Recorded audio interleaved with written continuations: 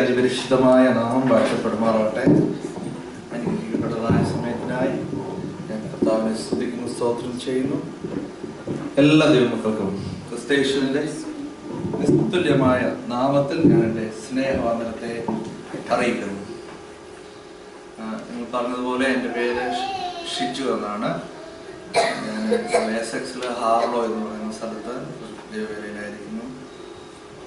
അപ്പോൾ തന്നെ എൻ്റെ സ്വദേശ നാട്ടിലെ പത്തനാപുരത്തിനടുത്ത് കൂടൽ എന്ന് പറയുന്ന സ്ഥലത്താണ് ഞാൻ കൂടുതലും വളർന്നതും ശുശ്രൂഷയിലും പഠനത്തിലും കൂടുതൽ സമയം നോർത്തിലായിരുന്നു. ദൈവം അവിടെ ഞങ്ങൾ ഉപയോഗിച്ചുകൊണ്ടിരുന്നു. കർത്താവിൻ്റെ കൃപയാൽ 2006 ഞാൻ വിവാഹത്തോടനുബന്ധിച്ച് UK വരുവാനും ദൈവവേലയിൽ അയപ്പാനും കർത്താവ് സഹായിക്കുന്നു. നിങ്ങളെ എല്ലാവരുടെയും പ്രാർത്ഥനയിൽ ചോദിക്കുന്നു. നമുക്ക് ഇന്നത്തെ നമ്മുടെ ചിന്ത കേട്ട് റോമാലേഖനം 12-ാം അധ്യായം 1-2 വാക്യം വായിക്കാം. റോമാലേഖനം. സഹോദരന്മാരെ, ഞാൻ ദൈവത്തിന്റെ മത്സരം ഓർമ്മിപ്പിച്ച് നിങ്ങളെ പ്രബോധിപ്പിക്കുന്നത്, നിങ്ങൾ ബുദ്ധിയുള്ള ആരാധനയായി നിങ്ങളുടെ ശരീരങ്ങളെ ജീവനും വിശുദ്ധിയും ദൈവത്തിന് പ്രസാദവുമുള്ള യാഗമായി സമർപ്പിപ്പിൻ. ഈ ലോകത്തിന് അനുരൂപമാകാതെ നന്മയും പ്രസാദവും പൂർണ്ണതയുമുള്ള ദൈവഹിതം ഇന്നതെന്ന് തിരിച്ചറിയേണ്ടതിന് മനസ്സ് പുതുക്കി രൂപാന്തരപ്പെടുവേ. കരുണാസമ്പന്നനായ ദൈവമേ, സ്വർഗീയ നല്ല പിതാവേ, അനുഗ്രഹിക്കപ്പെട്ട സമയത്തിനായി ഞങ്ങൾ ദൈവത്തെ സ്തുതിക്കുന്നു, സ്തോത്രം. പിതാവേ, തന്നിരിക്കുന്ന ദൈവത്തിന്റെ വചനത്തിനായി ഞങ്ങൾ ദൈവത്തെ മഹത്വപ്പെടുത്തുന്നു. പരിശുദ്ധാത്മാവ് വചനത്തിലൂടെ ഇടപെടണം. ആത്മാവിൽ വായിക്കണം. യേശുവിൻ നാമത്തിൽ തന്നെ. உயிரோடு எழுந்தவரே, உம்மை ஆராதனா செய்கிறோ. ஜீவனின் அதிபதியே, உம்மை ஆராதனா செய்கிறோ. உயிரோடு எழுந்தவரே, உம்மை ஆராதனா செய்கிறோ.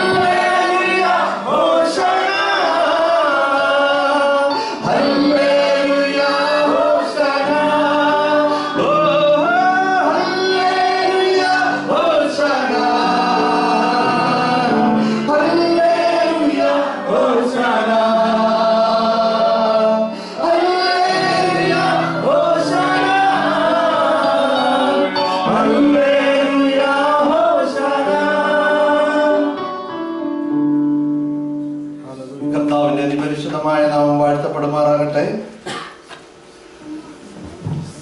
നാം റോമർക്ക് എഴുതിയ ലേഖനത്തിൽ നിന്ന് നാം വായിച്ചപ്പോൾ കണ്ടത്, അപ്പോസ്തലനായ പൗലോസ് നമ്മെ ഓർമ്മിക്കുന്നത്, സഹോദരന്മാരെ, ഞാൻ ദൈവത്തിന്റെ മനസ്സറിവ് ഓർമ്മിപ്പിച്ച് നിങ്ങളെ പ്രബോധിപ്പിക്കുന്നത് നിങ്ങൾ ബുദ്ധിയുള്ള ആരാധനയായി നിങ്ങളുടെ ശരീരങ്ങളെ ഒന്ന് വളരെ ശ്രദ്ധിക്കുക, ഞാൻ അതിലേക്കാണ് കൊണ്ടുപോകുന്നത്. ഒന്ന് ജീവന്, രണ്ട് വിശുദ്ധി, മൂന്ന് ദൈവത്തിന് പ്രസാദമുള്ള യാഗമായി അല്ലെങ്കിൽ ആരാധനയായി നിങ്ങളെ സമർപ്പിപ്പീൻ.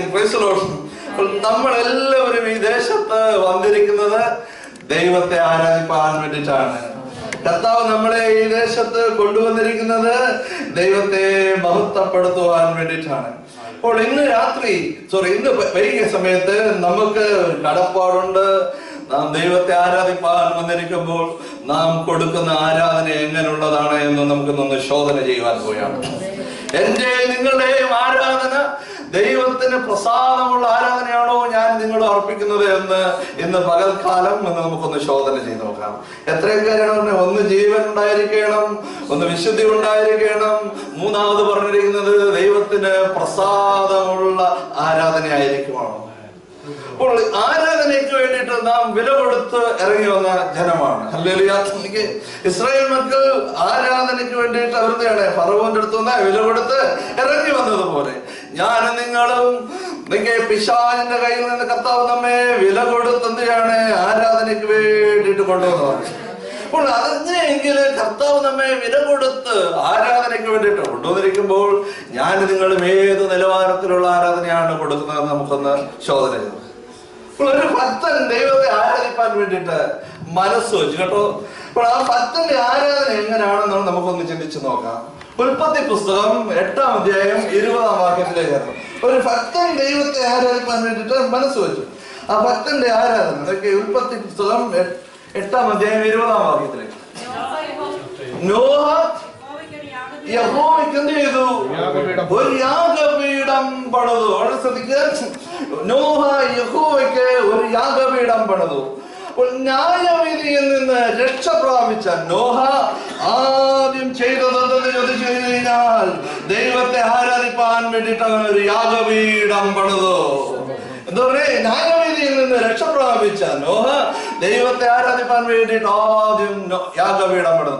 അപ്പോൾ ക്രിസ്തുവിൽ കൂടി ന്യായവിധിയിൽ നിന്ന് എന്നെയും നിങ്ങളെയും രക്ഷിച്ച ദൈവത്തിന് ഞാൻ നിങ്ങളെ എന്താണ് ആരാധന കൊടുപ്പാൻ നമ്മെ തന്നെ ഒരുക്കണം. അപ്പോൾ ആരാധനയും ദൈവത്തിന് വലിയ സന്തോഷമാണ്.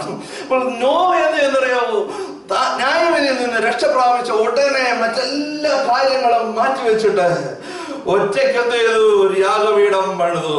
വളരെ ശ്രദ്ധിക്കുക. കുടുംബമായിട്ടുണ്ടായിരുന്നു, പക്ഷെങ്കിൽ യാഗപീഠം പണിയാൻ വന്നപ്പോ ആരും ഉണ്ടായിരുന്നു? നോഹയുടെ പേര് മാത്രമേ എന്ത് ചെയ്തിട്ടുള്ളൂ, ഇവിടെ റെക്കോർഡ് ചെയ്യപ്പെട്ടിട്ടുള്ളൂ. അപ്പോൾ ന്യായവിധിയിൽ നിന്ന് രക്ഷ പ്രാപിച്ച് ദൈവത്തെ മഹത്വപ്പെടുത്തുവാൻ വേണ്ടിയിട്ട് അവൻ എന്ത് ചെയ്തു? യാഗപീഠം പണിതപ്പോൾ അടുത്ത വാക്കിലേക്ക് സൗരഭ്യവാസന മണത്ത യഹോവയായ ദൈവം എന്ത് ചെയ്തു? നോഹയുടെ യാഗപീഠത്തിൽ എന്ത് ചെയ്തു? പ്രസാദിച്ചു. ആരാധനയിൽ എന്ത് ചെയ്തു? പ്രസാദിച്ചു. അപ്പോൾ ദൈവം അങ്ങോട്ട് എന്താണ്? ആരാധന ദൈവത്തിന് അങ്ങോട്ട് ഇഷ്ടപ്പെട്ടു. എന്റെ നിങ്ങളുടെ ആരാധന അങ്ങോട്ട് ദൈവത്തിന് ഇഷ്ടപ്പെടുകയാണെന്നുണ്ടെങ്കിൽ, എന്റെ നിങ്ങളുടെ ആരാധനയുടെ സൗരഭ്യവാസന മണത്ത് കഴിയുകയാണെന്നുണ്ടെങ്കിൽ ദൈവം എന്ത് ചെയ്യാൻ തുടങ്ങി? പ്രസാദിപ്പാൻ പോവുകയാണ്. ആരാധന കഴിക്കാൻ തുടങ്ങിയ നോഹയുടെ ആരാധനയിൽ എന്ത് ചെയ്തെന്ന് പറഞ്ഞത്? സൗരഭ്യവാസന മണത്ത് കഴിഞ്ഞപ്പോൾ അവൻ പ്രസാദിച്ചിട്ട് ഒരു നിയമം എന്ത് ചെയ്തു? ഉടമ്പടി അങ്ങോട്ട് ചെയ്തു. വളരെ മനസ്സിലായില്ലേ? ഉടമ്പടി നോഹയോട് അങ്ങോട്ട് ചെയ്യാൻ തുടങ്ങി. ഒരു ഉടമ്പടി അങ്ങോട്ട് ചെയ്യാൻ തുടങ്ങി. അടുത്ത നിൽക്കണം. അപ്പോൾ ആരാധനയിലാണ് ദൈവത്തിന് ചില ഉടമ്പടികൾ എന്നോട് നിങ്ങളോടും ചെയ്യുവാനുള്ളത്. ആരാധന അങ്ങോട്ട് ദൈവത്തിന് പ്രസാദമായി കഴിഞ്ഞാൽ ഇന്നത്തെ ആരാധനയിൽ ചിലരോട് ദൈവത്തിന് എന്താണ്? ചില ഉടമ്പടികൾ ചെയ്യേണ്ടതുണ്ട്. ഞാൻ നിങ്ങളും വില കൊടുത്തിരിക്കുന്നത് ദൈവത്തെ ആരാധിപ്പാനാണെന്നുണ്ടെങ്കിൽ ദൂരെ നിന്ന് ഡ്രൈവ് ചെയ്ത് ഇവിടെ വരെ നാം ദൈവത്തെ ആരാധിപ്പാൻ വന്നിട്ടുണ്ടെങ്കിൽ ദൈവത്തിന് എന്നോടും നിങ്ങളോടും ചില ഉടമ്പടികൾ ചെയ്യേണ്ടതുണ്ട്. എന്ത് ചെയ്തു? അവൻ എന്ത് ചെയ്തു? ആരാധനയ്ക്ക് വേണ്ടിയിട്ട് അവൻ എന്ത് ചെയ്യുന്നറിയാമോ? ശുദ്ധിയുള്ള മൃഗങ്ങളെയും ശുദ്ധിയുള്ള പറവുകളെയും എടുത്തെന്ത് ചെയ്തു? യാഗപീഠത്തിന്റെ മേൽ വെച്ചു. അപ്പോൾ ആരാധനയ്ക്ക് ഒരു വ്യവസ്ഥയുണ്ട്. ശുദ്ധിയുള്ളതായിരിക്കണം, വിശുദ്ധിയുള്ളതായിരിക്കണം. അശുദ്ധിയായ ഒരു ആരാധനയിലും എന്ത് ചെയ്യത്തില്ല, ദൈവം പ്രസാദിക്കത്തില്ല. അതുകൊണ്ടാണ് ഞാൻ ആദ്യമേ പറഞ്ഞത്, എന്റെ നിങ്ങളുടെ ആരാധനയിൽ എന്തുകൊണ്ടായിരിക്കണം? ജീവൻ വേണം, വിശുദ്ധി വേണം, ദൈവത്തിന് പ്രസാദമുള്ള ആരാധനയാണോ എന്ന് കർത്താവ് ശോധന ചെയ്ത് നോക്കുന്നത്. അപ്പോൾ ദൈവത്തിന് പ്രസാദമുള്ള ആരാധന കൊണ്ട് ദൈവത്തിന് കിട്ടിയപ്പോൾ ദൈവം നടത്തു നോക്കിയിട്ട് അവനോട് എന്താണ് ഒരു ഉടമ്പടി ചെയ്യുകയാണ്. ഉടമ്പടി എന്ന് വെച്ച് കഴിഞ്ഞാല് അവനോട് മാത്രമല്ല, ഒരു യൂണിവേഴ്സിനോട് എന്താണ് ഒരു ഭക്തൻ ആരാധിച്ചപ്പോൾ ഉടമ്പടി ചെയ്തു. ഒരു ഭക്തനെ ആരാധിച്ചപ്പോൾ ആ വ്യക്തിയുടെ കുടുംബത്തോട് മാത്രമല്ല, ഹോൾ യൂണിവേഴ്സിനോട് എന്ത് ചെയ്യാൻ പോണത്, ഹോൾ ഭൂമിയോട് ദൈവം ഒരു ഉടമ്പടി ചെയ്തു. അപ്പോൾ ഒരു വ്യക്തി ആരാധിച്ചപ്പോൾ, വളരെ ശ്രദ്ധിക്കുക, ഒരു വ്യക്തി ആരാധിച്ചപ്പോൾ അവന്റെ ആരാധനയിൽ ദൈവം പ്രസാദിച്ചപ്പോൾ അവിടെ ഒരു ഉടമ്പടി നടക്കുന്നു. ഹോൾ ഭൂമിയോട് ദൈവം എന്തിനാണ് ഉടമ്പടിയാണ്? ഞാൻ ഇനി എന്തിനാണ്? പ്രളയം നിമിത്തം എന്ത് ചെയ്യത്തില്ല, ഭൂമിയെ നശിപ്പിക്കത്തില്ല. അങ്ങനെ വളരെ ശ്രദ്ധിക്കുക, വളരെ ആ വചനത്തിലേക്ക്, പ്രളയം നിമിത്തം ഞാൻ ഇനി എന്ത് ചെയ്യത്തില്ല, ഭൂമിയെ ശമിക്കത്തില്ല, നശിപ്പിക്കത്തില്ല. ഒരു വ്യക്തിയുടെ ആരാധനയ്ക്ക് അതിന് കഴിഞ്ഞു വയ്ക്കും. വളരെ ശ്രദ്ധിക്കുക, ഞാനും നിങ്ങളും ഈ ദേശത്തിരുന്ന് ദൈവത്തെ ആരാധിക്കുമ്പോൾ ചിലരുടെയൊക്കെ ന്യായവിധികളെ തടുക്കുവാൻ എന്റെ നിങ്ങളുടെയും ആരാധനയ്ക്ക് കഴിയുമെന്ന് നോഹ നിങ്ങൾക്കും എനിക്കും ഒരു മാതൃക കാണിച്ചു തരികയാണ്. എന്റെ നിങ്ങളുടെ ആരാധനയിൽ എന്താണ് ദൈവം പ്രസാദിച്ചിട്ട് ഈ കെണ്ട് പ്രദേശത്ത് നിന്ന് ചില കുടുംബങ്ങളുടെ ന്യായവിധികളെ മാറ്റിയെഴുതുവാൻ, ശിക്ഷാവിധികളെ മാറ്റിയെഴുതുവാൻ എന്റെ നിങ്ങളുടെ ആരാധനയിൽ ദൈവം നോക്കുന്നു, ഉറ്റുനോക്കുന്നു. എന്റെ നിങ്ങളുടെ ആരാധനയിൽ കൂടി ഒരു ദേശത്തിന്റെ ന്യായവിധിയെ മാറ്റിക്കളയുവാൻ വേണ്ടിയിട്ട് ദൈവം എന്താണ് ഉറ്റുനോക്കുന്നു. അപ്പൊ ഞാൻ നിങ്ങൾ എന്താണ് കൊടുക്കേണ്ടത്? ദൈവത്തിന് ഏറ്റവും പ്രസാദവും ഗീതവും ജീവനുമുള്ള ഒരു യാഗമർപ്പിക്കുകയാണെന്നുണ്ടെങ്കിൽ ഈ കെന്നിന്റെ പ്രദേശത്ത് നിന്ന്, ഈ മേഴ്സോന്റെ പ്രദേശത്ത് നിന്ന് അനേകരെ ന്യായവിധിയിൽ നിന്ന് രക്ഷിപ്പാൻ തക്കവണ്ണം എന്റെ നിങ്ങളുടെയും പ്രാർത്ഥനയ്ക്കും ആരാധനയ്ക്കും കഴിയുമെന്ന്. അല്ലേലൂയ. അവിടെ കൊണ്ട് തീരുന്നില്ല. വളരെ നോക്കി, ഒരു ദേശത്തെ മാത്രമല്ല, ചില കുടുംബങ്ങളിലേക്ക്, ചില കുടുംബങ്ങളുടെ വിടുതലിന് വേണ്ടിയിട്ട് എന്റെ നിങ്ങളുടെ ആരാധനയ്ക്ക് വേണ്ടിയിട്ട് ദൈവം കാത്തിരിക്കുന്നു.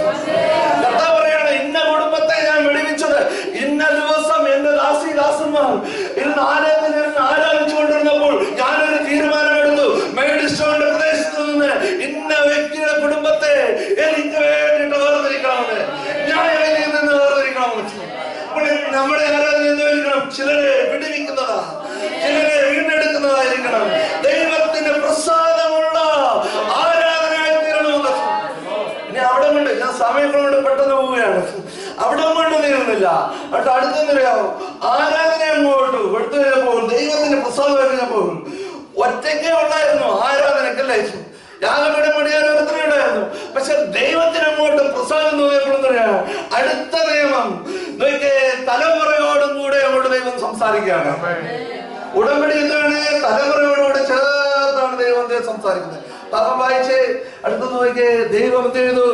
വായിച്ചേ, നോഹയോടും പുത്രന്മാരോടും അനുഗ്രഹിച്ചു. എന്താ പറഞ്ഞ? നോഹയെയും അവന്റെ പുത്രന്മാരെ എന്ത് ചെയ്തു? അനുഗ്രഹിച്ചു. അപ്പോൾ ഒരു വ്യക്തി അങ്ങോട്ട് ആരാധിച്ചപ്പോൾ അവൻ ദൈവത്തിനാണ്, അവനോട് മാത്രമല്ല അവന്റെ പുത്രന്മാരെയും എന്ത് ചെയ്യാൻ തുടങ്ങി? അനുഗ്രഹിപ്പാൻ തുടങ്ങി. അപ്പോൾ ഒറ്റയ്ക്ക് ചിലപ്പോൾ ദൈവത്തിന്റെ സന്നിധിയിൽ ദൈവത്തെ ആരാധിപ്പാൻ വേണ്ടിയിട്ട് കുടുംബത്തിൽ നിന്ന് ഇറങ്ങി വരുന്ന ദൈവജനമേ, നിന്റെ ആരാധനയിൽ കൂടി നിന്റെ തലമുറയെയും നിന്റെ ഭവനത്തെയും അനുഗ്രഹിപ്പാൻ തക്കവണ്ണം എന്റെ നിങ്ങളുടെ ആരാധനയ്ക്ക് കഴിയുമെന്ന് ദൈവത്തിന്റെ വചനം നമ്മളെ പഠിപ്പിക്കുന്നു. ഉടമ്പടിയുണ്ടെങ്കിൽ ഇന്ന് പകൽക്കാലം ദൈവം നമ്മളെ ആഗ്രഹിക്കുന്നു. പ്രിയ സഹോദര, സഹോദരി, നീ ചിലപ്പോൾ ഏകനായിട്ടായിരിക്കും ദൈവസന്നിധിയിൽ കടന്നു വന്നിരിക്കുന്നത്. നിന്റെ ആരാധന നിന്റെ ഭവനത്തിൽ ചിലരുടെ വീണ്ടെടുപ്പിന് വേണ്ടിയിട്ട് അവരോട് ചില ഉടമ്പടികൾ ചെയ്യുവാൻ, അവരെ അനുഗ്രഹിപ്പാൻ കർത്താവ് ആഗ്രഹിക്കുന്നു. ഞാൻ നിങ്ങളുടെ ഏത് നിലവാരത്തിലുള്ള ആരാധന കൊടുക്കും, ഞാൻ നിങ്ങളുടെ ഏത് നിലവാരത്തിലുള്ള ആരാധന ദൈവത്തിന് കൊടുക്കും. നിന്റെ ഭവനത്തെ നിന്റെ തലമുറ അനുഗ്രഹിക്കണമെന്ന് ദൈവത്തിന് ആഗ്രഹമുണ്ട്. എന്നാൽ നീ വന്നിരിക്കുന്നത് ഉടമ്പടി ചെയ്യുവാൻ വേണ്ടിയിട്ട് ഏത് നിലവാരത്തിലാണ് വന്നിരിക്കുന്നത്. വളരെ ചിന്തിക്കുക. ദൈവം എന്തുകൊണ്ട് എന്നോടും നിങ്ങളുടെ തലമുറകളോടും ഉടമ്പടി ചെയ്യുന്നില്ല? ബിക്കോസ് നമ്മുടെ ആരാധന ദൈവത്തിന് ഇതുവരെ പ്രസാദമായിട്ട് വന്നിട്ടില്ലെന്ന്, ഹിതമായിട്ട് വന്നിട്ടില്ലെന്ന്. നമ്മുടെ ആരാധനയിലെ സൗരഭ്യവാസന നടന്നിട്ടില്ലെന്ന്. ദൈവം എന്തിനാണ് എന്നോടും നിങ്ങളുടെ കുടുംബത്തോടും എല്ലാം ഉടമ്പടി ചെയ്യണമെന്ന് ആഗ്രഹിച്ചിട്ടുണ്ടായിരുന്നു. ഇന്ന ദിവസം കർത്താവ് തീരുമാനവുമായിട്ടായിരുന്നു വന്നത്. ഇന്നത്തെ ഞായറാഴ്ചയിൽ ഒരു തീരുമാനം എടുത്തിട്ട് കർത്താവ് വന്നു. പക്ഷെ ദൈവം നമ്മുടെ ആരാധനയെ നോക്കിയപ്പോൾ മണത്ത് നോക്കിയപ്പോൾ പ്രസാദമില്ലേ? ഉടമ്പടി നീണ്ടുപോയില്ലേ? ഉടമ്പടി എന്ത് ചെയ്തു? നീണ്ടുപോയി. അപ്പോൾ ഉടമ്പടി നീണ്ടുപോകാൻ കാരണമാണ് നമ്മുടെ ആരാധനയിലെ കുറവ് കാരണമാകുന്നു. ഒരു വ്യക്തി ആരാധിച്ചപ്പോൾ അവരോട് മാത്രമല്ല അവരുടെ തലമുറയോടും കൂടെ ദൈവം സംസാരിക്കും. ഞാൻ അനുഗ്രഹിപ്പാൻ പോയാണ്. അനുഗ്രഹം നീണ്ടുപോകാതിരിപ്പാൻ, കുടുംബത്തിലെ അനുഗ്രഹം നീണ്ടുപോകാതിരിപ്പാൻ, തലമുറകളോടുള്ള അനുഗ്രഹം നീണ്ടുപോകാതിരിപ്പാൻ, പ്രിയ ദൈവജനമേ, ദൈവത്തെ ആരാധിപ്പാൻ വേണ്ടിയിട്ട് നീ കടന്നു വരുമ്പോൾ നിന്റെ ആരാധനയിൽ എന്തുണ്ടായിരിക്കണം? പ്രസാദം ഉണ്ടായിരിക്കണം. ദൈവത്തിന് ഹിതമുള്ള ആരാധനയായിരിക്കണം. നീണ്ടുപോകരുത്. തലമുറ നഷ്ടപ്പെട്ടു പോകാൻ ഇടവരരുത്. വളരെ ശ്രദ്ധിക്കുക. ദൈവത്തിന്റെ ആത്മാവിനെ പഠിപ്പിച്ച ഒരു മർമ്മമാണ്. നിങ്ങൾ അറിയാം, സോർ സിദോനിൽ എന്ത് ചെയ്തറിയാവോ? കർത്താവ് എന്ത് ചെയ്തെന്നറിയാവോ? പോയി അവിടെ ചെന്നപ്പോൾ ഒരു സുരേഫീനിക്കാരിയായ ഒരു സ്ത്രീ എന്ത് ചെയ്തെന്നറിയാവോ? കർത്താവിന്റെ അടുക്കൽ വന്നു. കനാന്യ സ്ത്രീ അല്ലേ? കനാന്യ സ്ത്രീ വന്നിട്ട് എന്റെ മകളെ സൗഖ്യമാക്കണമെന്ന് പറഞ്ഞു.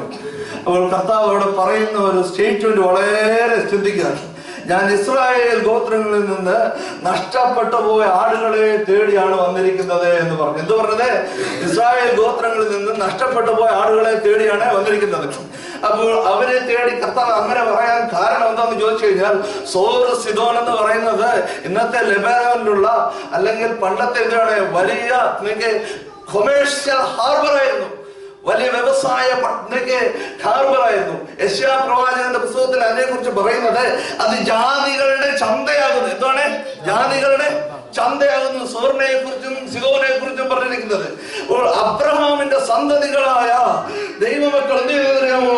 ഇസ്രായേൽ മക്കൾ ബിസിനസ്സുമായിട്ടും ജോലി സംബന്ധമായിട്ടും സോറിലും സിദോനിലും വന്ന് താമസിച്ചിട്ട് കുറച്ചു നാൾ കഴിഞ്ഞപ്പോൾ എന്ത് ചെയ്തു? യഹോവയായ ദൈവത്തെ എന്ത് ചെയ്തു? മറന്നുപോയപ്പോൾ ദൈവം സ്നേഹിച്ചിട്ട് തന്റെ ഏകജാതനായ പുത്രൻ എന്ത് ചെയ്തു? ഇവരെ അന്വേഷിച്ചു വന്നു. കാണാതെ പോയ ആളുകളെ എന്ത് ചെയ്തു? അന്വേഷിച്ചു വന്നു. അങ്ങനെ വന്നപ്പോഴത്തേണ് ഇവിടെ ഒത്തിരി എന്ത് ചെയ്തില്ല, കണ്ടില്ല. അങ്ങനെ സമയത്താണ് ഈ ജാതീയ യവനായ സ്ത്രീ എന്ത് ചെയ്തത്? യേശുവിനെ തേടി വന്നത്, മകൾക്ക് വിടുതലാണ്. അപ്പോൾ പറഞ്ഞ സ്റ്റേറ്റ്മെന്റ് ആണ് വളരെ. ഇതിൽ നിന്ന് നമ്മളൊരു കാര്യം പഠിക്കണം. നാട്ടിൽ നിന്നെല്ലാം നമ്മൾ വരുന്നു. ഇന്ന് ലണ്ടൻ പട്ടണം ഈ സോർ സിദോന് സമാനമാണ്. ജാതികളുടെ ഏറ്റവും വലിയൊരു ചന്തയാണ് ഏത്? ലണ്ടൻ പട്ടണം എന്ന് പറയുന്നത്. അതിന്റെ ചുറ്റും താമസിക്കുന്നവരാണ് നമ്മള്. അപ്പോൾ കുറെ നാൾ കഴിയുമ്പോൾ നമ്മുടെ തലമുറകൾ എന്ത് ചെയ്യരുത്? നഷ്ടപ്പെട്ടു പോകാൻ ഇടവരരുത്. കർത്താവ് അന്വേഷിച്ച് വരുമ്പോൾ തോമാച്ചന്റെ മക്കൾ എന്ത് ചെയ്യുന്നു ചോദിച്ചു കഴിഞ്ഞാൽ, ഇല്ല, ദൈവസന്നിധി ഇല്ല എന്ന് പറയുവാൻ ഇടവരരുത്. കുഞ്ഞുങ്ങൾ നഷ്ടപ്പെട്ടു പോകാതിരിപ്പാൻ ഞാനും നിങ്ങളും വില കൊടുത്ത് ദൈവത്തെ ആരാധിച്ചാൽ അത് എനിക്കും നിങ്ങൾക്കും എന്താണ്? ദൈവം ചെയ്യുന്ന ഉടമ്പടിയാകുന്നു. നഷ്ടപ്പെടുന്നത് അവൻ ചെയ്തോളും. സൂക്ഷിച്ചുകൊള്ളുവന്നേ. അടുത്തത് എന്ത് ചെയ്തു? നോഹയോടും പുത്രന്മാരോടും കൂടെ അനുഗ്രഹിച്ചിട്ട് അടുത്ത ഉടമ്പടി എന്ത് ചെയ്യാണ് ദൈവം ചെയ്യുന്നത്? നോഹയോടും പുത്രന്മാരോടും. താഴോട്ടേക്ക് അതിന്റെ 9:8 വാക്യം വായിച്ച്, ദൈവം പിന്നെ നോഹയോടും അവന്റെ പുത്രന്മാരോടുമാണ് അരുളി ചെയ്യുന്നത്. ആദ്യം ഒറ്റയ്ക്ക് അരുളി ചെയ്തു അല്ലേ? നോഹയോട് അരുളി ചെയ്തു. പിന്നെ മക്കളെ അനുഗ്രഹിച്ചു.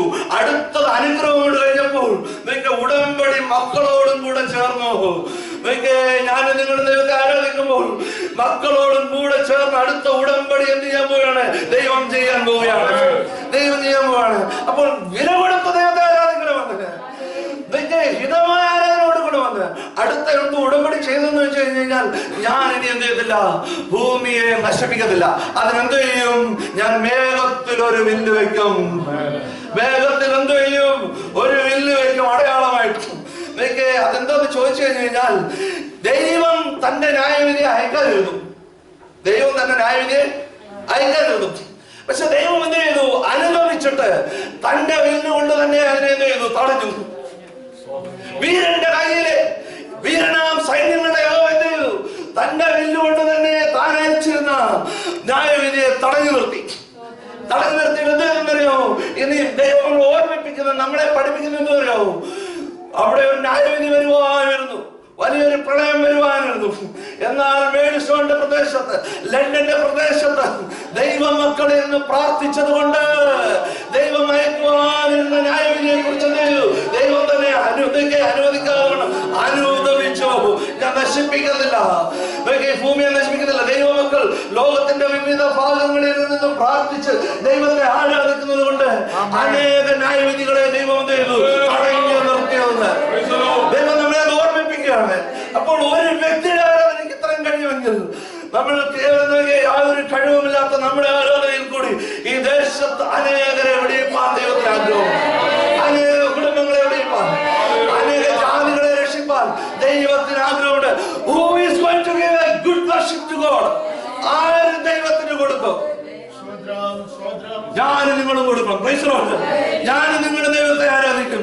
നല്ല ആരാധന ഞാനും നിങ്ങളും കൊടുക്കും. ഇനിയോട്ട് അടുത്തേക്ക് ആരാധനയ്ക്ക് സമയം പെട്ടെന്ന് വിട്ട ആരാധനയ്ക്ക് വന്നു കഴിയുമ്പോഴേ ഏതിനാലാണ് ദൈവം പ്രസാദിക്കുന്നതെന്ന് ആരാധനയ്ക്ക് വന്നു കഴിഞ്ഞിട്ടേ അറിയത്തുള്ളൂ. ഉടമ്പടി ചെയ്യുന്നത് ആരാധനയ്ക്ക് വന്നു കഴിഞ്ഞിട്ട് ഏതിനാലാണെന്ന് ദൈവം അവിടെ വന്നു കഴിഞ്ഞിട്ട് എന്ത് ചെയ്യത്തുള്ളൂ? പറയത്തുള്ളൂ. നോക്കാം. പുറപ്പാട് പുസ്തകം 10-ാം അധ്യായം 23 ഭാഗങ്ങൾ. ഒരുത്തനും എന്റെ സ്ഥലം വിട്ട് എഴുന്നേറ്റില്ല, ഒരുത്തനും തന്റെ സ്ഥലം വിട്ട് എഴുന്നേറ്റതുമില്ല. എന്നാൽ ഇസ്രായേൽ മക്കൾ എല്ലാവർക്കും എന്ന് പറഞ്ഞു. അതിന് മോശ പറഞ്ഞത്, താഴോട്ട് വളരെ ശ്രദ്ധിക്കുക. അതിന് മോശ പറഞ്ഞത് ഞങ്ങൾ ഞങ്ങളുടെ ദൈവമായ യഹോവയ്ക്ക് അർപ്പിക്കേണ്ടതിന് യാഗങ്ങൾക്കും സർവാംഗ ഹോമങ്ങൾക്കും വേണ്ടി മൃഗങ്ങളെയും നീ ഞങ്ങൾക്ക് തരയണം. വളരെ ശ്രദ്ധിക്കുക. താഴോട്ട് അടുത്ത സ്റ്റേറ്റ്മെന്റ് നോക്കി. ഞങ്ങളുടെ മൃഗങ്ങളും ഞങ്ങളോടുകൂടെ പോരേണം. ഒരു കുളമ്പ് പോലും പിമ്പിൽ ശേഷിച്ചു. ഞങ്ങളുടെ ദൈവമായ യഹോവയെ ആരാധിക്കേണ്ടതിന് അതിൽ നിന്നല്ലോ ഞങ്ങൾക്ക് എടുക്കേണ്ടത്. ഏതിനെ അർപ്പിച്ചു? യഹോവയെ ആരാധിക്കണമെന്ന് അവിടെ എത്തുവോളം അറിയുന്നില്ല. നീ ഏതിനെ അർപ്പിച്ച് ദൈവത്തെ ആരാധിക്കണമെന്ന് നീ ആരാധനയ്ക്ക് എത്തുവോളം അറിയത്തില്ല. എന്നും നിന്നോട് ഉടമ്പടി ചെയ്യുവാൻ പോകുന്നത് നിന്റെ തലമുറയിൽ കൂടിയാണെന്നുണ്ടെങ്കിൽ തലമുറയെ വീട്ടിലിരുത്തിട്ട് വരരുതെന്ന്. നിന്റെ തലമുറയിൽ കൂടി ദൈവത്തിന് നിന്നോട് ഉടമ്പടി ചെയ്യുവാനുണ്ടെന്നുണ്ടെങ്കിൽ കുഞ്ഞുങ്ങളെ വീട്ടിലിരുത്തിട്ട് വരരുതെന്ന്. അന്നത്തെ കാലത്ത് ഇവരുടെ മൃഗങ്ങൾ ഇവർക്ക് വലിയൊരു സമ്പത്തായിരുന്നു. അപ്പോൾ ഇതിനെ അവിടെ നിർത്തിയിട്ട് വന്നാൽ എന്ത് ചെയ്യും? പ്രശ്നമുണ്ടല്ലേ? ഫറവോന്റെ അടുത്ത് നിർത്തിയിട്ട് വന്നാൽ ഇസ്രായേൽ മക്കൾക്ക് എന്ത് ചെയ്യും? അത് ഇടർച്ചയാണ്. ഇതൊക്കെ ഗോശൻ ദേശത്തിന്റെ ആട് എന്തോ സംഭവിച്ചു, വെള്ളം കൊടുത്തോ? ഫറവോൻ ദുഷ്ടനാണ്, അവൻ എന്ത് ചെയ്യും? എന്റെ ആടിനെയും എന്റെ കന്നുകാലികളെയും എന്ത് ചെയ്യും? തിന്നു മുടിക്കും. അപ്പോൾ മരുഭൂമിയിൽ വരുമ്പോൾ ആരാധനയ്ക്ക് എന്ത് പറ്റി? ഇടർച്ച വന്നു. അപ്പോൾ നിന്നെ ഇടർച്ച വരുത്തുന്നതൊന്നും എന്ത് ചെയ്യരുത്, അത് നിന്നെ തടസ്സപ്പെടുത്തരുത്. നിന്റെ ജീവിതത്തിൽ നിനക്ക് ഇടർച്ച വരുത്തുന്ന എന്തെങ്കിലും ഭവനത്തിൽ നിൽക്കുന്നുവെങ്കിൽ ആരാധനയ്ക്ക് പോകുന്നതിന് മുമ്പ് അതെന്താണ്? കർത്താവിന്റെ കരത്തിൽ ഏൽപ്പിക്കണം. കർത്താവ്, എനിക്ക് ഇതിനെ ഒന്നും എടുത്തോണ്ട് വരാൻ പറ്റത്തില്ല, ഞാൻ ആരാധനയ്ക്ക് പോവുകയാണ്. സകലത നിന്റെ കരത്തിൽ ഏൽപ്പിക്കുകയാണ്. ഇതിനെ പ്രസാദിക്കുന്നത് ഏതിനാണ് പ്രസാദിക്കുന്നത് അവിടെ ചെല്ലുമ്പോഴും ഞാൻ അറിയുന്നില്ല. നിന്റെ കരത്തിൽ ഏൽപ്പിക്കുകയാണ്. എന്റെ കയ്യിൽ കൊണ്ടുപോകാൻ പറ്റുന്നതൊക്കെ എന്ത് ചെയ്യും? കൊണ്ടുപോയിക്കണം. അവിടെ വന്നിട്ട് ഞാൻ എന്താണ്? അനുഗ്രഹിക്കണം. മൃഗവും പൂച്ചയും പട്ടിയൊക്കെയാണെന്ന് നോക്കുക, നല്ല കാര്യം അല്ലേ? കർത്താവ് നോക്കിക്കോളും. സന്തോഷം. ആരും എടുത്തോണ്ട് പോകത്തില്ല. കൊടുത്തിട്ട് വന്നു. കൊടുത്തിട്ട് വരാൻ എന്തോ ബുദ്ധിമുട്ടാ അല്ലേ? ഇതിലെ പുറകിലൊരു സാധനമുണ്ട് എന്റെ കയ്യില്, നമ്മുടെ കയ്യിൽ എല്ലാവരുടെയും ഉണ്ട്. അതിൽ നിന്ന് അങ്ങോട്ട് കൊടുക്കാൻ പറ്റില്ല.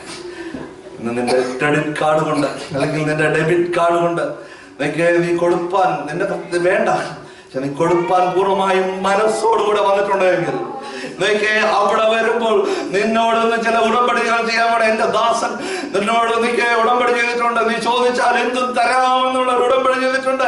അതിനാൽ ഞാൻ അവനെ അനുഗ്രഹിക്കാൻ പോവുകയാണ്.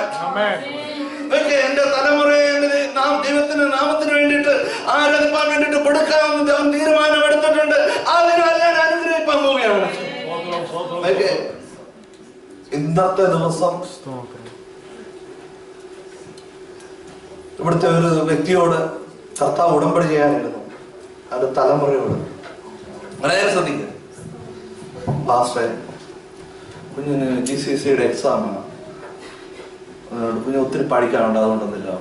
പക്ഷെ അന്ന് എന്താ ചെയ്യായിരുന്നു? കർത്താവ് ഉടമ്പടി ചെയ്യുവാൻ ആഗ്രഹിച്ച ദിവസമായിരുന്നു. എന്തോ ചെയ്തു? വീട്ടിലിരുത്തിയിട്ട് വന്നു. GCSE എക്സാം അല്ലേ?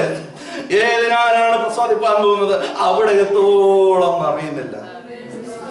മക്കളെ, രോഗമുണ്ടെങ്കിൽ ഓക്കെ, ദൈവസന്നിധിയിൽ നമ്മുടെ ദൈവം അത്ര കുറവൊന്നുമല്ല. ആയുസ്സും ആരോഗ്യവും നമ്മുടെ കുഞ്ഞുങ്ങൾക്കും നമുക്കും ഉണ്ടെന്നുണ്ടെങ്കിൽ നാം എന്ത് ചെയ്യണം? ദൈവത്തെ ആരാധിപ്പാൻ വേണ്ടിയിട്ട് ആലയത്തിലേക്ക് കടന്നു വരണം. അതിനു വേണ്ടിയിട്ട് എന്ത് ചെയ്യണം? വില കൊടുക്കണം. ജോലി ഇല്ലെന്നുണ്ടെങ്കിൽ നിശ്ചയമായും എന്ത് ചെയ്യണം? ദൈവത്തെ ആരാധിപ്പാൻ വേണ്ടിയിട്ടും മനസ്സ് വെച്ച് വരണം. കഴിയുന്നതും ജോലി അഡ്ജസ്റ്റ് ചെയ്യാൻ പറ്റുമെങ്കിൽ അതിന് വില കൊടുത്ത് തന്നെ ദൈവത്തെ ആരാധിക്കണം. എങ്കിൽ മാത്രമേ ദൈവം എന്ത് ചെയ്യത്തുള്ളൂ? നിന്നോട് ഉടമ്പടി ചെയ്യാൻ പോകുന്നു. മനസ്സിലായില്ലേ? എന്തുകൊണ്ടാണ് ഉടമ്പടി നീണ്ടുപോകുന്നത്? ഇവിടെ എത്തോളം ചെയ്യുന്നില്ല, അറിയുന്നില്ല, ഇവിടെ എത്തോളം അറിയുന്നില്ല. അപ്പോൾ നാം വില കൊടുത്ത് വരുമ്പോൾ ദൈവവും നമുക്ക് വേണ്ടി വില കൊടുപ്പാൻ. ഇനി അടുത്തത് വളരെ ശ്രദ്ധിക്കുന്നു. നമ്മുടെ ആരാധന ദൈവത്തിന് ഹിതമായിരുന്നു, പ്രസാദമായിരുന്നു. അന്ന് ആരാധന ദൈവം നമ്മുടെ വിശ്വാസ്യതയെ, സത്യസന്ധതയെ അളക്കുന്നത് എവിടെ വെച്ചെന്നറിയോ? ആരാധനയിൽ കൂടിയാണ്. എന്താണ്? നമ്മുടെ വിശ്വാസ്യതയും സത്യസന്ധതയെ അളക്കുന്നത് എവിടെ വെച്ചാണ്? ആരാധനയിൽ കൂടി. വളരെ ശ്രദ്ധിക്കും. ഉൽപ്പത്തി പുസ്തകം 22-ന്റെ 2-ാം വാക്യത്തിൽ പറയുന്നു, നീ നിന്റെ ഏകജാതനായ പുത്രനെ എനിക്ക് തരുവാൻ മനസ്സ് വെച്ചതുകൊണ്ട് ഞാൻ നിന്നെ കാണിക്കുന്ന ദേശത്തേക്ക് നീ കടന്നുപോയി എന്ത് ചെയ്യുക? ദൈവത്തെ ആരാധിക്കുക എന്ന് പറഞ്ഞു. ഇനി അടുത്തത് അതിന്റെ 18-ാം വാക്യത്തിലേക്ക് കടന്നു വരുമ്പോൾ പറയുന്നു, നീ എന്റെ വാക്ക് കേട്ട് അനുസരിച്ചതുകൊണ്ട് നിന്റെ സന്തതി മുഖാന്തരം സകല ജാതികളും അനുഗ്രഹിക്കപ്പെടും. നീ വാക്ക് കേട്ട് അനുസരിച്ചതുകൊണ്ട് നിന്റെ സന്തതി മുഖേന ഭൂമിയിലുള്ള സകല ജാതികളും അനുഗ്രഹിക്കപ്പെടും. അപ്പോൾ ഒരു വ്യക്തി ആരാധിക്കാൻ വേണ്ടിയിട്ട് മനസ്സ് വെച്ചപ്പോൾ ആരാധന എന്തിനാണ്? ഹോൾ യൂണിവേഴ്സിനോട് വരുന്നു. നാഷണൽ ബ്ലെസ്സിംഗ് അല്ലേ? നാഷണൽ ബ്ലെസ്സിംഗ് ആണത്. ഒരു ഹോൾ യൂണിവേഴ്സൽ ഒരു ബ്ലെസ്സിംഗ്. ഒരു വ്യക്തി ആരാധിച്ചപ്പോഴത്തോടെ പറയുന്നത്, നീ എന്റെ വാക്ക് കേട്ട് അനുസരിച്ചതുകൊണ്ട് നിന്റെ സന്തതി മുഖേന യൂണിവേഴ്സൽ ബ്ലെസ്സിംഗ് ഞാൻ നടത്താൻ പോവുകയാണ്. നിന്റെ എന്റെ ആരാധനയിൽ കൂടി, അനുസരണയുള്ള യാഗത്തിൽ കൂടി, ആരാധനയിൽ കൂടി ദൈവത്തിന്റെ പ്രസാദം തോന്നിയാൽ എന്ത് ചെയ്യുന്നറിയാമോ? ഒരിക്കൽ നിന്റെ കുടുംബത്തെ മാത്രമല്ല, നിന്റെ ചർച്ചക്കാരെ മാത്രമല്ല, നിന്റെ ദേശത്തെ അനേകരെ വിടുവിപ്പാനും അനുഗ്രഹിക്കാനും എന്റെ ദൈവത്തിന് കഴിയുമെന്ന് ഈ വചനത്തിൽ കൂടി നമ്മളെ പഠിപ്പിക്കുന്നു. അബ്രഹാമിന്റെ ആരാധനയ്ക്ക് പോയപ്പോൾ നല്ല തയ്യാറെടുത്ത് തന്നെയാണ് പോയത് അല്ലെ? വളരെ തയ്യാറെടുത്താണ് പോയത്. അവൻ ഇടർച്ച വരുന്നതിന് എല്ലാം എന്ത് ചെയ്തു? താഴ്വരയിൽ നിർത്തി. കഴുതയും ബാല്യക്കാരെ എല്ലാം നിർത്തി. അപ്പോൾ ഇടർച്ച വരുന്നതൊന്നും നമ്മൾ എന്ത് ചെയ്യരുത്? ആരാധനയ്ക്ക് കൊണ്ടുവരരുത്. അത് നമ്മളെ എന്ത് ചെയ്യും? തടസ്സപ്പെടുത്തും. ഇടർച്ച വരുന്നതെല്ലാം നമ്മൾ എന്ത് ചെയ്യണം? ഭവനത്തിൽ നിർത്തിയിട്ട് നമ്മൾ ദൈവത്തെ ആരാധിക്കാൻ വേണ്ടിയിട്ട് പറയണം. അടുത്തതൊക്കെ ആ ഭാഗം ഞാൻ എടുക്കുന്നില്ല, പെട്ടെന്ന് തന്നെ പോലെ അബ്രഹാം പോയത് വളരെ തയ്യാറെടുപ്പോട് കൂടിയായിരുന്നു പോയത്. ദൈവത്തെ ആരാധിക്കാൻ എന്താണ്? തയ്യാറെടുപ്പോട് കൂടിയാണ്. വിറക് കീറി നല്ല തയ്യാറെടുപ്പോട് കൂടിയാണ് പുള്ളി പോയത് അല്ലെ? യാഗവസ്തുവിനെ അവിടെ ചെല്ലുമ്പോൾ ദൈവം കൊടുത്തുവെങ്കിലും സ്വന്തം പുത്രനെയും തയ്യാറാക്കിയാണ് എന്ത് ചെയ്തത്? പോയത്. അബ്രഹാം നല്ല വിറക് കീറിയൊക്കെ പോയി. നമ്മൾ എന്ത് ചെയ്യും? ആരാധനയ്ക്ക് വന്നിട്ട് ഇവിടെ നിന്ന് വിറക് കീറും. എന്ത് ചെയ്യും? നമ്മൾ ഇവിടെ വന്നിട്ട് എന്ത് ചെയ്യും? വിറക് കീറും. അറിയാമല്ലോ എന്തുവന്ന്? എത്ര പേര് പ്രാർത്ഥിച്ചിട്ടാണ് ദൈവത്തെ ആരാധിക്കാൻ വേണ്ടിയിട്ട് രാവിലെ ഇറങ്ങുന്നത്, അല്ലെങ്കിൽ ഉച്ചകഴിഞ്ഞ്? അല്പത്ര പേര് വചനം ധ്യാനിച്ചിട്ടാണ് ദൈവത്തെ ആരാധിക്കാൻ വേണ്ടിയിട്ട് ആലയത്തിലേക്ക് കടന്നു വരുന്നത്. എത്ര പേർക്ക് ഹൃദയത്തിൽ തൊട്ട് പറയാൻ കഴിയും? എത്ര പേര് പ്രാർത്ഥിച്ചിട്ടാണ്? അബ്രഹാം തയ്യാറെടുത്താണ് ദൈവത്തെ ആരാധിക്കുന്നത്. ഇവിടെ വരും, കർത്താവിന്റെ ദാസൻ സങ്കീർത്തനം വായിക്കും, സാക്ഷ്യം പറയുന്ന സമയം പറയും, എന്നെ സന്തോഷിപ്പിച്ച ഒരു വാക്യത്തിൽ നിന്ന് ഞാൻ വായിച്ചുകൊണ്ട് ദൈവസന്നിധിയിലിരിക്കാം. കർത്താവിന്റെ ദാസൻ എന്തൊക്കെ വായിച്ച ഒരു 2 വാചകം എടുത്തിട്ട് നല്ലോണം തന്നെ സന്തോഷിച്ചു.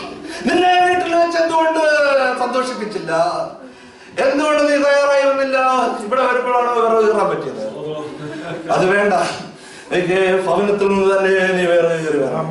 ദൈവത്തെ ആരാധിക്കാൻ വേണ്ടിട്ട് തയ്യാറെടുത്ത് വരണം. അതുകൊണ്ട് എന്ത് ചെയ്തു? അവരോട് പറയുകയാണ്, ഞാൻ എന്ത് ചെയ്തു? നിന്റെ ആരാധന നിമിത്തം നിന്നെ മാത്രമല്ല നിന്റെ തലമുറയിൽ കൂടി എന്ത് ചെയ്യണേ, ഞാൻ എന്താണ് സകല ഈ ഭൂമി അനുഗ്രഹിക്കാൻ പോവുകയാണ്. അതിൽ ഇതൊക്കെ പെട്ടെന്ന് പറഞ്ഞു പോട്ടെ. ഇനി അടുത്തത്, മത്സരമുള്ള ആരാധനയിൽ ദൈവം ചെയ്യുന്നില്ല, പ്രസാദിക്കുന്നില്ല. ആമോസിന്റെ പുസ്തകം 5:20-21 പറയുന്നു, നിങ്ങളുടെ മത്സരങ്ങളെ ഞാൻ ദ്വേഷിക്കുന്നു, നിങ്ങളുടെ സഭായോഗങ്ങളെ ഞാൻ പ്രസാദിക്കുന്നില്ല. എന്തുവാണ് നിങ്ങളുടെ മത്സരങ്ങളെ? ചില ട്രാൻസ്ലേഷനില് നിങ്ങളുടെ ഉത്സവങ്ങളെന്നാണ്, പഴയ ട്രാൻസ്ലേഷനിൽ മത്സരങ്ങള്, യഥാർത്ഥ ഇതിലെ ഉത്സവങ്ങൾ തന്നെയാണ് കേട്ടോ. പക്ഷെ ദൈവം എന്ത് ചെയ്യുന്നില്ല? മത്സരങ്ങളുള്ള ആരാധനയിൽ എന്ത് ചെയ്യുന്നില്ല? പ്രസാദിക്കുന്നില്ല. ദൈവത്തെ ആരാധിക്കാൻ വേണ്ടിട്ട് ഇവിടെ കടന്നു വന്നു കഴിയുമ്പോൾ ഇവിടെ നമുക്ക് മത്സരിക്കാനുള്ള വേദിയല്ല. ദൈവദാസനോട് നിനക്ക് എന്തെങ്കിലും ഒരു കുറവുണ്ട് എന്നുണ്ടെങ്കിൽ ദൈവത്തിന്റെ ആലയത്തിൽ വെച്ചല്ല അത് നിനക്ക് തീർക്കുവാനുള്ളത്. അതെന്ത് ചെയ്യണം? നിനക്ക് ദൈവദാസനുമായിട്ട് പേഴ്സണലി എന്ത് ചെയ്യണം? സംസാരിച്ച് തീർക്കണം. ഒരു ദൈവ പൈതലിനോട് നിനക്കൊരു ഇടർച്ചയുണ്ട് എന്നുണ്ടെങ്കിൽ ആലയത്തിൽ വെച്ച് കുത്തുപാട്ട് പാടി എന്താണ് അതിനെ തീർക്കുവാനുള്ള സ്ഥലമല്ല, കുത്തുവചനം പ്രസംഗിച്ച് തീർക്കാനുള്ള സ്ഥലമല്ല, ദൈവത്തെ ആരാധിക്കാനുള്ള സ്ഥലം. ഇടർച്ചയുണ്ടെങ്കിൽ എന്തെങ്കിലും പ്രശ്നമുണ്ടെങ്കിൽ അത് ഭവനത്തിൽ വെച്ച് തീർക്കണം. കുടുംബത്തിക്ക് ഭവനത്തിൽ ഭാര്യ ഭർത്താക്കന്മാർ തമ്മിൽ എന്തെങ്കിലും ഒരു ഇടർച്ച ഉണ്ടെന്നുണ്ടെങ്കിൽ ദൈവത്തിന്റെ ആലയത്തിൽ വന്നുള്ള തീർക്കുവാനുള്ള സ്ഥലമില്ല. അങ്ങനെയുള്ള മത്സരങ്ങളിൽ സഭായോഗങ്ങളിൽ എന്റെ ദൈവം പ്രസാദിക്കുന്നില്ല. കുത്തുപാട്ടൊക്കെ പാടാറിയല്ലേ? ഞങ്ങൾ ഡൽഹിയില് ഒരു അമ്മമ്മയുണ്ട്. അമ്മാമ്മയുടെ അനിയത്തിയുടെ മോൻ ചെറിയൊരു പ്രയാസം. ആരാധനയ്ക്ക് വരുന്നതിന് തൊട്ട് മുമ്പ് എന്നറിയാമോ, ഈ അന്നത്തെ ദിവസം ഈ മോന് വന്നു. മോനെ കണ്ടുടനെ അമ്മാമ്മ പാടിയ പാട്ടാണ്, ശത്രുകൾ നാം ഒന്നാകെ ചെങ്കടലിൽ മുങ്ങിപ്പോയി, വൈരിയുടെ എതിർപ്പുകൾ വലിക്കയില്ല ഇനിമേൽ. എവിടെ വെച്ചാ ആരാധന. ഇത്തരം പാട്ടുകളൊന്നും ചെയ്യത്തില്ല, ദൈവത്തിന്റെ ആലയത്തിൽ നടക്കത്തില്ലെന്ന്. ഈ തരം മത്സരങ്ങളൊന്നും ചെയ്യത്തില്ല, ദൈവത്തിന്റെ ആലയത്തിൽ നടത്തുവാനുള്ളതല്ലെന്ന്. അത് ദൈവത്തിന്റെ പ്രസാദമല്ലെന്ന്. അതുകൊണ്ടാണ് നിന്നോടുള്ള ഉടമ്പടികൾ നടക്കാത്തതെന്ന്. അതുകൊണ്ടാണ് നിന്റെ ഭവനത്തോടുള്ള ഉടമ്പടികൾ നടക്കാത്തത്. അനുഗ്രഹത്തിന് പകരം അത് ശാപമായി തീർന്നതെന്ന്. എന്റെ നിങ്ങളുടെ ആരാധന എങ്ങനെയുള്ളതായിരിക്കണം? ക്രിസ്തു തന്നെ ഒരു നിഷ്കളങ്കമുള്ള ആരാധനയായി അർപ്പിച്ചതുപോലെ, തന്റെ ശരീരത്തെ നിഷ്കളങ്കമുള്ള ആരാധനയായി അർപ്പിച്ചതുപോലെ ജീവിക്കുന്നവരുടെ ഇടയിലും നശിച്ചു പോകുന്നവരുടെ ഇടയിലും ഞാനും നിങ്ങളും എന്ത് ചെയ്യണം? സൗരഭ്യമുള്ള ആരാധനയായി തീരണം. ഞാൻ നിങ്ങൾ എന്ത് ചെയ്യണം? പരിതാലനത്തിൽ പറയുന്നല്ലേ, നാം നശിച്ചു പോകുന്നവരുടെയും ജീവിക്കുന്നവരുടെയും എന്ത് ചെയ്യണേ? സൗരഭ്യവാസനയുള്ള ആരാധനയായി തീരണം. അങ്ങനെയെങ്കിൽ എന്റെ ദൈവം മനസ്ഥിതിയുള്ള ദൈവമാണ്, ധനസ്ഥിതിയുള്ള ദൈവമാണ്, മനസ്ഥിതിയുള്ള ദൈവം. എന്റെ ദൈവം എന്താണ്? തന്റെ പുത്രനെ ആദരിക്കാതെ ഈ ലോകത്തിന് ഏൽപ്പിച്ചു തന്നവൻ അവനോട് കൂടെ സകലം നമുക്ക് നൽകാതിരിക്കുമോ? ധനസ്ഥിതിയുള്ള ദൈവമാണ്. തന്നെ വിളിച്ചപേക്ഷിക്കുന്ന ഏവനും, ആദ്യ യഹൂദനും പിന്നെ ഏവനും നൽകുവാൻ തക്കവണ്ണം അവൻ സമ്പന്നനായ ദൈവമാകുന്നു. ഇപ്പോൾ ധനസ്ഥിതിയുള്ള ദൈവം, മനസ്ഥിതിയുള്ള ദൈവം. അപ്പോൾ എന്തുകൊണ്ട് എന്നെ നിങ്ങളെയും ദൈവം അനുഗ്രഹിക്കുന്നില്ല? നമ്മുടെ ആരാധനയിൽ ചില കുറവുകൾ കണ്ടെന്നെ, ചില ഒരു ന്യൂനതകൾ കണ്ടെന്നെ, ദൈവത്തിന് ഹിതമില്ലാത്ത ആരാധന കണ്ടെന്നെ. ഏത് നിലവാരത്തിലുള്ള ആരാധന ഞാൻ നിങ്ങൾ കൊടുക്കും? കർത്താവ് പറയാണ്, ദൈവഭവനത്തിൽ മോശ വിശ്വസ്തനായിരുന്നതുപോലെ ക്രിസ്തുവും ദൈവത്തിന്റെ ഭവനത്തിൽ വിശ്വസ്തനായിരുന്നു. ദൈവത്തിന്റെ ആലയത്തിൽ വിശ്വസ്തയോടുകൂടി ദൈവത്തെ ആരാധിക്കുകയാണെങ്കിൽ, നിഷ്കളങ്കതയോടുകൂടി ദൈവത്തെ ആരാധിക്കുകയാണെന്നുണ്ടെങ്കിൽ, ഇന്ന് പകൽക്കാലം ദൈവത്തിന് എന്നോട് നിങ്ങളോടും ചിലരോട് പറയുവാനുണ്ട്, നിങ്ങളുടെ ആരാധനയെ ഞാൻ പ്രസാദിച്ചു, നിങ്ങളുടെ ആരാധനയെ പ്രസാദിച്ചു. പുതിയ ഉടമ്പടി നിന്നോട് മാത്രമല്ല, നിന്റെ തലമുറയോട്, നിന്റെ കുടുംബത്തോട് ഞാൻ ചെയ്യാൻ പോവുകയാണ്. നിന്റെ കുടുംബത്തോട് ഞാൻ ചെയ്യാൻ പോവാണ്, നിന്നോട് ചെയ്യാൻ പോവാണ്. നാളിതുവരെയായി നടക്കാത്ത ചില വിഷയങ്ങളില് വിടുതൽ നൽകാൻ പോവുകയാണ്. നാളിതുവരെയായി